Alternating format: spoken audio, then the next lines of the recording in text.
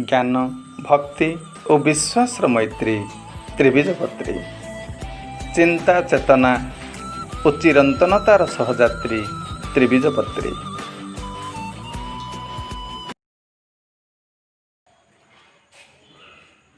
नमस्कार, स्वागतम करुछि आजिर ओडिया व्याकरण रही नूतन विषय ध्वनि लिपि वर्ण और अक्षर ये क्लास को पिला माने आज आम व्याकरण जो मौलिक अध्याय पढ़ा।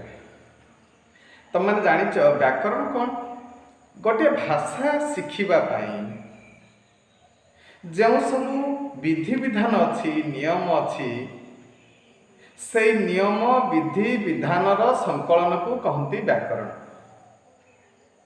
एवं जितेबाला ओडिया भाषा हो कि जेकोसी भाषा हो तार व्याकरण को आम जितेबाला अध्ययन करिबा तार प्रथम जिनसटी हेब अर्थात जेकोसी गोटे भाषार तार मूल दुआ होची ध्वनि। घरटे तैयारी होती गोटे मूल दुआ उपरे ना नहीं, मूल दुआटा जते बलिष्ठ होइथिबो जते दृढ़ होइथिबो से घरटार स्थायित्व से तो अधिक। ठीक सेमितिका गोटे भाषा से भाषार स्थायित्व कथा कहब कौन ना तार मूल दुआ जहाँ हूँ ध्वनि। ध्वनि जिते साबलील होइथिबो जते सरस होइथिबो जते सुंदर होइथिबो जते परिपक्व होइथिबो से भाषाटा सेते समृद्ध होइथिबो से भाषार जेते जेते सबू संगीत हो कविता हो काव्य हो नाटक हो सबकि मनोरम हम मुग्ध हम एवं ताहा अनेक हृदय को छुईज। तबे मु व्याकरणर ध्वनि पर्याय को प्रथम आसबि। अच्छा, ध्वनि कौन मु तो कहीदेली प्रत्येक भाषार मूल उपादानटी होची ध्वनि। सेटा होची से भाषार मूल दुआ कहले भी अत्युक्ति हम ना।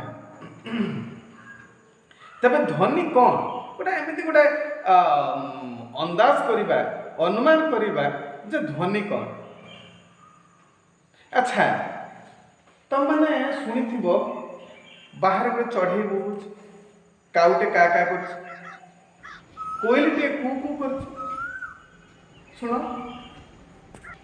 सेमिति गोटे बिराड़ीटे राब दौर मियाँ मियाँ कर शुण कुकुरटे भुकौच शुण ये सब जो होने कौन कर एक निर्दिष्ट प्रकार ध्वनि उच्चारण कर। अच्छा, मु आउ गोटे कथा देखे दूचे ये मो पाखे ये गोटे अच्छे ग्लासटे अच्छे ये हठात मो हाथ रू खसी पड़ा ये शब्दटा शुणिल ना नहीं, यही जो शब्दटी है ये जो झणझण शब्दटी है से ध्वनि। तो मो हाथ जो गोटे कंसा पात्रटे खसी पड़ो से बहुत समय धरिक सेमतिका गुणगुण गुणगुण गुणगुण शब्द कर जिते पर्यटन तुम से कंसा पात्रटी को धरी न देच हाथ में से पर्यंत ध्वनि उच्चारण कर चलती। अच्छा, तो एवं आम कौन जानलु ध्वनि तार मूल उत्सटी कौन ध्वनिटा सृष्टि हुए केमी जो ग्लास टी बर्तमान मो हाथ रू खसी पड़ा तो शुणिल क्यों ध्वनि है कहीं एवं जदि है किसी समय पर बंद है कहीं ना कारण जिते से मो हाथ तल को खसी पड़ा से भूमि रे कचाड़ी होगी पड़ा फल आघात पाइबा फल देहरे कंपन सृष्टि है। से कंपन जेते समय पर्यंत ता देहरे बलवत्तर रहिला सेते समय पर्यंत आम ध्वनि शुणिलु। तेणु प्रथम जिनसटी है कौन ध्वनि के किपर उत्पन्न हुए ना ध्वनि कंपन उत्पन्न हुए है। तो ये भाषा विज्ञान कथा ध्वनि ताहले निश्चित भाव कंपन सृष्टि होची। आमे जेतेबेले कौन कथा कहूँ आमर ये गला पाखरे कौन अच्छी ना स्वर पेटिका अच्छी से स्वरतंत्री ଯେତେବେଳେ ପବନ ଯିବା ଆସିବା କରୁଛି ପବନର ଚାପ ପାଇକିରି ସେଠି କମ୍ପି ଉଠୁଛି। ସେ କମ୍ପନରୁ ଆମର ଧ୍ୱନି ସୃଷ୍ଟି ହେଉଛି। କମ୍ପନର ମାତ୍ରା ଯେତେ ହେବ, କମ୍ପନ ଯେତେ ତାର ସ୍ଥାୟିତ୍ୱ ଯେତେ ଅଧିକ ହେବ, ସେଇ ଅନୁସାରେ ଧ୍ୱନିର ମଧ୍ୟ ପ୍ରକୃତି, ତାର ମଧ୍ୟ ସାବଲୀଳତା ଇତ୍ୟାଦି ଇତ୍ୟାଦି ବଦଳିଯିବ। ହେଲା, ତାହେଲେ ଧ୍ୱନି ଉପରକୁ ଆସିବା। ଧ୍ୱନି କେଉଁମାନେ ସୃଷ୍ଟି କରନ୍ତି? ଏଇ ତ ଗ୍ଲାସଟା ଦେଖିଲ ଖସି ପଡ଼ିଲା, ଧାତବ ପଦାର୍ଥ ଯେତିକି ସେମାନେ ବାଡ଼େଇ ହେଇଗଲେ ଧ୍ୱନି ସୃଷ୍ଟି କରନ୍ତି। ଯେତେବେଳେ ବର୍ଷା ହେଉଛି, ବର୍ଷାରେ ଯେତେବେଳେ ବର୍ଷା ଝରି ପଡ଼ୁଥିବ ସେତେବେଳେ କେମିତିକା ଶବ୍ଦ ହୁଏ, ଟପ୍ ଟପ୍ ଟପ୍ ଟପ୍ ବର୍ଷା ପାଣି ପଡ଼ୁଥିବ, ତାର ଶବ୍ଦ ଧ୍ୱନି। ଯେତେବେଳେ ଘଡ଼ଘଡ଼ିଟିଏ ମାରୁଛି ଦେଖୁଥିବ କେମିତି ପ୍ରଚଣ୍ଡ ଶବ୍ଦ ହେଉଛି। ପଶୁ ପକ୍ଷୀ କୀଟ ପତଙ୍ଗ ମଣିଷ ଏ ସମସ୍ତେ ଧ୍ୱନି ଉଚ୍ଚାରଣ କରନ୍ତି। ଗାଡ଼ିଟେ ଯାଉଛି ତାର ହର୍ନ ବାଜୁଛି, ମୋଟରସାଇକେଲଟେ ଯାଉଛି ତାର ଘଡ଼ଘଡ଼ ଶବ୍ଦ ହେଉଛି, ଏସବୁ ଧ୍ୱନି ଉତ୍ପନ୍ନ କରନ୍ତି। ହେଲା, ଆଚ୍ଛା, ତ ମଣିଷ ହେଉଛି ଏକମାତ୍ର ପ୍ରାଣୀ ଯିଏ ଧ୍ୱନି ତାର ଇଚ୍ଛା ମୁତାବକ ସେ ସୃଷ୍ଟି କରେ। ଗ୍ଲାସଟାକୁ ପକେଇଦେଲେ ସେ ତା ଇଚ୍ଛା ମୁତାବକ ଧ୍ୱନି ବଦଳେଇ ପାରିବ ନାହିଁ। କାଉକୁ କହିଲେ ସେ ବିଲେଇ ଭଳି ରାବି ପାରିବ ନାହିଁ। ତମେ ଯଦି ବିଲେଇକି କହିବ ସେ କୁକୁର ଭଳି ଭୁକୁ, ସେ ଭୁକି ପାରିବ ନାହିଁ। ମଣିଷ କରିପାରିବ। ମଣିଷ ଏମିତି ଏକ ଜୀବ, ଏମିତି ଏକ ପ୍ରାଣୀ, ପିଲାମାନେ ସିଏ କ'ଣ କରେ? ପ୍ରୟାସ ମାଧ୍ୟମରେ ଚେଷ୍ଟା କରି ଅଭ୍ୟାସ କରି ଧ୍ୱନିକୁ ବଦଳାଇ ଦେଇପାରିବ। ବିଭିନ୍ନ ପ୍ରକାର ଧ୍ୱନି ସେ ସୃଷ୍ଟି କରିଦେଇପାରିବ। ନଈ ଆର ପାଖରେ ଜଣେ ଅଛି, ସେ ଯଦି ବନ୍ଧୁ ହେଇଥାଏ ତାକୁ ସେ କେମିତି ଡାକିବ? ଏମିତି ଡାକିବ, ରତ୍ନା, ଏ ରତ୍ନାକର, ହଇକିଅ ଶୁଭୁଛ ରତ୍ନାକର, ଏମିତି ସେ ଡାକିବ। କିନ୍ତୁ ନଈ ଆର ପାରରେ ଯଦି ମା ଥିବେ କେମିତି ଡାକିବ? ସେ ମା, ବୋଉ, ଏ ବୋଉ, ଏମିତି ସେ ଡାକିବ। ଯଦି ନଈ ଆର ପାରରେ କାହ୍ନୁ ଥାଏ ତାକୁ ଗୋପୀ ଗୋପାଳ ବା ଗୋପାଳୁଣୀ ମାନେ କେମିତି ଡାକୁଥିବେ? କାହ୍ନୁ, ଏ କାହ୍ନୁ, କାହ୍ନୁରେ, ଏମିତି। ଦେଖ ବଦଳି ଯାଉଛି। କିଏ କେଉଁ ସମ୍ପର୍କ, ସେ ସମ୍ପର୍କ ଅନୁସାରେ କାହାକୁ କେମିତି ଭାବରେ ଉଚ୍ଚାରଣ କଲେ ସେ ସମ୍ପର୍କଟା ପରିସ୍ଫୁଟ ହେବ, ମଣିଷ ସେ ପ୍ରକାର ଧ୍ୱନି ନିଜ ପ୍ରୟାସରେ ନିୟନ୍ତ୍ରିତ ଉପାୟରେ ଉଚ୍ଚାରଣ କରିପାରେ। ଜୀବ ଜଗତରେ ଅନ୍ୟ କୌଣସି ଜୀବ ନାହାନ୍ତି ଯେଉଁମାନେ ଏମିତି ମଣିଷ ଭଳି ବିଚିତ୍ର ବିଚିତ୍ର ଧ୍ୱନିମାନ ସୃଷ୍ଟି କରିପାରନ୍ତି। ହେଲା, ଆଚ୍ଛା, ତେବେ ମଣିଷ ଜୋର ବି କହିପାରେ, ଧୀରେ ବି କହିପାରେ। ମନେ କରାଯାଉ ଜଣେ ଲାଜରେ କହୁଛି, କ'ଣ କହୁଛି? ସେ ଏମିତି କହିବ, ଆଚ୍ଛା, ତାକୁ ପଚାରିବ ଯଦି, ଆଚ୍ଛା ତମେ କାହାକୁ ଖୋଜୁଛ?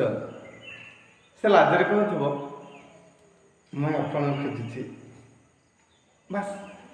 ଆଉ ଜଣେ କିଏ ଦର୍ପରେ କହୁଥିବ, ମୁଁ ପରା ଆପଣଙ୍କୁ ଖୋଜୁଛି। ଆଉ ଜଣେ ଆଉ ଟିକେ ଅହଙ୍କାର ପ୍ରକଟ କରି କହୁଥିବ, ମୁଁ ତମକୁ ଖୋଜୁଛି, କ'ଣ କହୁଛ କାହାକୁ ଖୋଜୁଛ ବୋଲି? ବାସ୍। ତ ଜୋର କହିପାରେ, ଧୀରେ କହିପାରେ, ଶବ୍ଦକୁ ପରିବର୍ତ୍ତନ କରିଦେଇପାରେ। ତେଣୁ ମୋର କହିବା କଥା ହେଲା, ମଣିଷ ଏକମାତ୍ର ପ୍ରାଣୀ, ଏକମାତ୍ର ଜୀବ ହେଉଛି ଏ ଜୀବ ଜଗତରେ ଯିଏକି ନିଜ ଇଚ୍ଛା ଅନୁସାରେ ଧ୍ୱନିକୁ ବଦଳାଇ ଦେଇପାରେ। କୌଣସି ଜୀବଜନ୍ତୁ ନାହିଁ ଯେ ଇଚ୍ଛା ପୂର୍ବକ ଧ୍ୱନିକୁ ବଦଳାଇ ଦେଇପାରିବ। ଏ ହେଉଛି ମଣିଷର ତାର ଦକ୍ଷତା, ତାର ସାମର୍ଥ୍ୟ, ତାର ବିଶେଷତ୍ୱ, ତାର ପ୍ରତିଭା। ଆଚ୍ଛା, ଇଏ ହେଉଛି ଧ୍ୱନି। ତେବେ ମୁଁ କହିବା କଥା, ମଣିଷ ଧ୍ୱନି ଉଚ୍ଚାରଣ ଯେମିତି କରେ, ବେଳେବେଳେ ଅନେକ ଧ୍ୱନି ଉଚ୍ଚାରଣ କରିବାର କ୍ଷମତା ଥିବା ସତ୍ତ୍ୱେ ଚୁପ୍ ରହେ। ଗୋଟେ ସଭାରେ ପଚରା ଯାଉଛି ପ୍ରଶ୍ନ जड़े व्यक्तिर सामर्थ्य अच्छे कहबार किंतु से इच्छा कर चुप रही पारे। कौन से जीवजंतु नहांती जीव जगत रे जे इच्छा करिकी चुप रही पारिबो? मनीष चुप रही पारे, बुले बंके कहि पारे, टीका टिप्पणी दे पारे, ताच्छल्य करि पारे, जन को निजर करबा पई आपणैबा पई ताको गेल्हेई भी कहि पारे। बस ये होचे ध्वनि। तबे मनीष जो ध्वनि उच्चारण करुची ताको नहीं तो से तार भाषा तेरे भाषा रे जो ध्वनि गुड़ी को आमे कहिबा बुझीबा एवं से ध्वनि को लेकिन शब्द गठन करि परिबा से प्रकार ध्वनि को कौन कहती ना भाषिक ध्वनि कहती। भाषिक ध्वनि कौन ना जो ध्वनि को आमे सुनी परिबा बुझी परिबा एवं से ध्वनि को नहीं जोड़ा जोड़ी करी गोटे शब्द गठन करि परिबा ताको कहती भाषिक ध्वनि। मु कहबी चक, चक मिसेला परे चक हैला। चक कहला परे तमे पिला माने जानी परिबो जे से गोटे गोलाकार जिनिसटी जे गोटे गाड़ी रे लागिले से गाड़ीटा को आगो को नहीं जाई पारे, सेटा होची चक। मु जदि से चक्करे करे गोटे हळम दे देबी चक हबो, सेटा तमे मो हाथ रे धरिथिबा चक को बुझिबो। चक कहिले जहा चक कहले ताहा नुह हेले, तो बस कहले जहा बस कहले ताहा नुह। तेणु एई गुडी को आमे कहबा भाषिक ध्वनि। भाषिक ध्वनि को नहीं आमे शब्द गठन करि परिबा। अ आ हर्षई दीर्घई क ख ग घ इत्यादि इत्यादि एगुड़ी को होचंती गोटे गोटे भाषिक ध्वनि हैला। अच्छा तबे आमे जो भाषिक ध्वनि कहलु सबु भाषा रे ध्वनि अछि कि ना?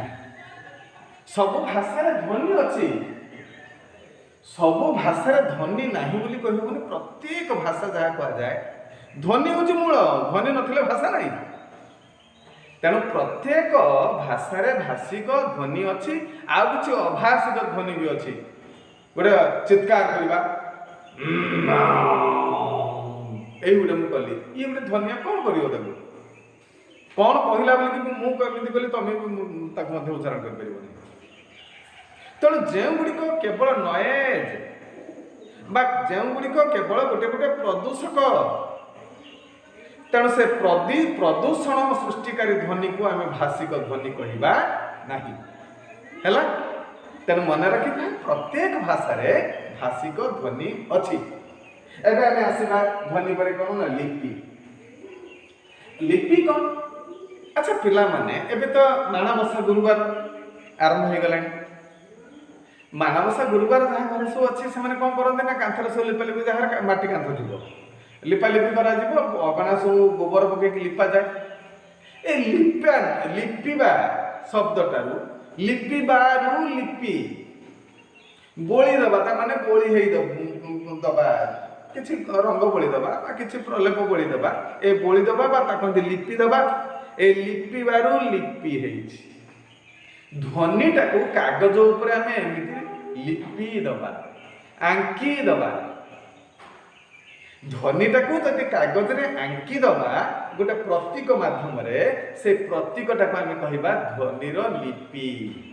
अर्थात परवर्ती पर्याय रे सेई संकेतटा को देखिकी आमे सेइथुरु सेई ध्वनिटा को उच्चारण करि परिबा। मु एठी लेखिछि अ एटा लिखित रूप, अर्थात एई कलापटा ऊपर मु से अक्षरटा को लेपि देछि च करे। परवर्ती पर्याय में ताको पढ़ी पारुछि सेटा पढुछि अ। तेणु ध्वनिटार तार लिखित रूप सांकेतिक रूप तार लिपि लिपन रूप सेटा को कहते लिपि। सबु भाषा रे किंतु ध्वनि अछि, सबु भाषा रे लिपि नहीं हला। अच्छा तेणु लिपि कौन करे ना लिपि द्वारा गोटे भाषा रे जति के आमे ज्ञान आहरण करिछु बा ज्ञान आमे आहरण करिबा को चाहूछु सेगुड़ी को आम साइती रखिपर बा से ज्ञानर आदान प्रदान कर मुझे जनक जनवाक चाहूँगी मु कौन ये कहूँ से लेखिकी मुझे देदेली तेना मुझे लेखिदेला पढ़ी आउ बुझीपार है तो मु कहि जदि मु गोटे पदटे लिखिदेली मुझे पदटे लिखिदेली हे चका नयन अगतिर गति दिन दुख नाशन तो मुझे लिखिदेली एटा लिखित रूप चलीगला जन गायक पाखक से गायक देखीदे देखिदे एक्जाक्टली अविकल भाव में मुझे स्वर कली से स्वर से गाईदेवे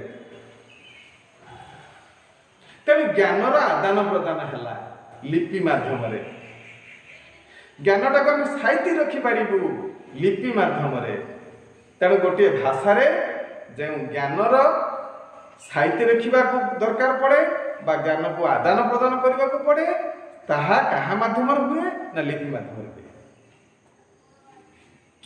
अच्छा एबे लिपि आम देखुचु विभिन्न भाषा विभिन्न प्रकार लिपि अच्छी आमर भारत में तो विभिन्न भाषा अच्छी विभिन्न भाषा भिन्न भिन्न लिपि भी अच्छी हिंदी रे गोटे प्रकार लिपि अच्छी तो उर्दू रे गोटे प्रकार लिपि अच्छी ओडिया रे गोटे प्रकार लिपि अच्छी बंगाला रे गोटे प्रकार लिपि अच्छी तेलुगु रे गोटे प्रकार लिपि अच्छी ये सब विभिन्न लिपि अच्छी जो भाषा निर्दिष्ट केतेक भाषा निर्दिष्ट स्वतंत्र स्वतंत्र लिपि अच्छी केतेक भाषा अच्छी सेमानकर कथन प्रणाली अलग किंतु तांकर लिपि समान भारत में एमती मन करा जो संस्कृत एवं हिंदी संस्कृत और हिंदी रो कथन शैली अलग किंतु तांकर लिपि समान आउ दुटी भाषा होती अहमिया एवं बंगला कथन शैली अलग किंतु लिपि समान है अमेरिकन इंग्लिश आउ ब्रिटेन इंग्लिश ब्रिटेन भाषा से इंग्लिश बोली कहती इंग्लैंड से इंग्लिश अमेरिकार भाषा से लिखती लैंग्वेज लिखती अमेरिकन माने अमेरिकान से इंग्लिश लिखती ना पिला जान अमेरिकार पिला मानक जब कह जाए what's your language they will certainly से आवर लैंग्वेज इज अमेरिकन तो अमेरिकन एंड जे इंग्लिश ए दीटा कथन शैली भी अलग अलग किंतु लिपि गोटाए भिन्न भिन्न लिपि थी रूस भाषा गोटे भिन्न लिपि अच्छी तुम फ्रांस गोटे भिन्न लिपि अच्छी जमी आमर इंग्राजी गोटे भिन्न लिपि अच्छी किंतु इंग्राजी लिपि लाटिन लिपि समान बास तो सेमिति भिन्न भिन्न लिपि थी भाषा अच्छी चीन गोटे भाषा देख एत समृद्ध देशटीए तार स्वतंत्र भाषा अच्छी चीना भाषा किंतु तांका भाषार लिपि नहीं एक कथा तुम माने बोधे जानी ना चीनी भाषार लिपि नहीं से जो शब्द उच्चारण करती से प्रत्येक शब्द पर गोटे चित्र से अंकन करती से चित्र को से छवि लिपि बोली कहती चित्रलिपि बोली कहती मिसर जमी गोटे अच्छी मुनिया मुनिया से सब चित्र अंकन करेंगे कहते किलक लिपि बा यूनिफॉर्म चीन सेमती लिपि नहीं किंतु प्रत्येक शब्द पर गोटे गोटे चित्र अच्छी से चित्र को आए छवि लिपि बा चित्रलिपि है एत समृद्ध भाषा लिपि नहीं है जते गुड़े आदिवासी भाषा अच्छी सब भाषा लिपि नहीं केवल सांताली भाषा लिपि अच्छी अच्छा तो तेणु आसवा वर्ण और अक्षर वर्ण कौन बेले बेले तुम भर गोटे माने पार्थक्य जानी पार नाकि लिपि कहते वर्ण कहते नाई से जो संकेतटी लेखागला ताकू उच्चारण करिबार विधि को वर्ण कहते ये लिखिदे कौन लिखल ना ये जो लिखित रूप ये संकेत यहाँ बाहर लिपि ए लिपिटा को उच्चारण कर कौन ना यहाँ वर्ण गोटे लिपिर सेटा लिपि कौन ना ध्वनि जो रूप जो संकेत लेखा जाए ध्वनिर लिखित रूप बा सांकेतिक रूप बा चित्र रूप को लिपि कहती। आ से लिपि ताकू जेतबेले आमे उच्चारण करिबा एवं ताकू रूप देबा, गोटे लिपिर उच्चारण करिबा बा रूप देबार विधि को कहती वर्ण हैला। एवं जेतबेले वर्णटे तुम उच्चारण करूच सबठारु माने आश्चर्य माने कौतूहल कथा एटा मन रखि था, गोटिए वर्ण रे गोटिए लिपि बा गोटिए ध्वनि व्यवहृत हुए नहीं। वर्ण गोटिए किंतु ता भीतर एक बा एकाधिक ध्वनि थिबो। मु जब कहबो अ आ इ उ सेटा गोटिए गोटिए रूप गोटे गोटे ध्वनि, किंतु मु जेतेबेले कहबी का सेठी क युक्त अ क युक्त आ क हलंत युक्त आ मिसले का हबो।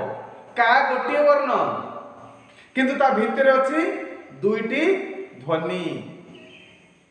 मु जेतेबेले कहबी स्ट्र सेतेबेले मूर्धन्यास हलंत ट हलंत र हलंत अ चारिटा ध्वनि मिसिला परे स्ट्र हैला।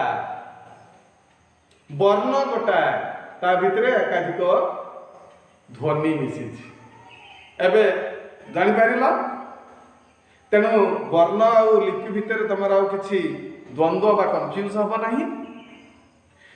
तो वर्ण होची ताहा जहाकू आमे कौन करिबु ना रूप देबु उच्चारण रे एवं तार परिप्रकाश करिबा। तेणु लिपिर उच्चारण एवं रूप देवा विधि को कहती वर्ण। वर्णटा एकक ध्वनि को नहीं हो पारे, मिश्र ध्वनि को नहीं हो पारे। जदि मिश्र ध्वनि रहिला से वर्ण को आम कौन कहबा ना युक्त वर्ण।